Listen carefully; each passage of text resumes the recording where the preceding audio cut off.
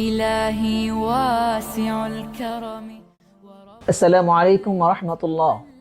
চেষ্টা ছাড়া কখনোই ভাগ্যের পরিবর্তন হয় না।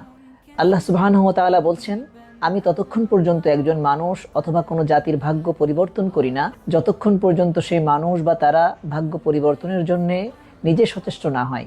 তাহলে যাদের জীবনে উন্নতি নাই, এটা তাদের একটা কষ্ট। যাদের জীবনে চাকরি নাই, এটা তাদের একটা কষ্ট।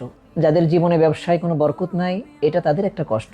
কিন্তু আল্লাহ সুবহানাহু ওয়া তাআলা বলছেন, কখনো আশা ছেড়ো না, কখনো হতাশ হয়ে যেও না। তোমার জীবনের যে কোনো কষ্ট আমি আল্লাহ তোমার সহ্যের বাহিরে বোঝা হিসেবে চাপিয়ে দেয়নি।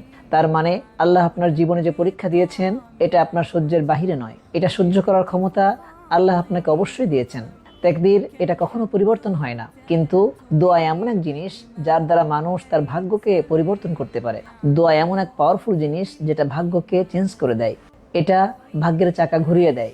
একটা জিনিস হয়তো আপনার ভাগ্যে নেই, কিন্তু আপনি মন থেকে দোয়া করছেন, এত এফোর্ট দিচ্ছেন, এত চেষ্টা করছেন, একটা লেভেলে গিয়ে মনে হবে আল্লাহ সুবহানাহু ওয়া তাআলা বলবেন, এটা আমার বান্দার ভাগ্যে ছিল না, কিন্তু আমার বান্দা মন থেকে এত দোয়া করেছে, এত চেয়েছে, সে তার সর্বোচ্চ প্রচেষ্টা করেছে। আল্লাহ সুবহানাহু ওয়া তাআলা বলবেন, বান্দার মন থেকে দোয়া করার জন্য, বান্দার সর্বোত্তম চেষ্টার জন্য যা তার ভাগ্যে লেখা ছিল না, আমি তাকে তা দান করেছি। সুবহানাল্লাহ। দোয়াই জীবনের সকল পূর্ণতা।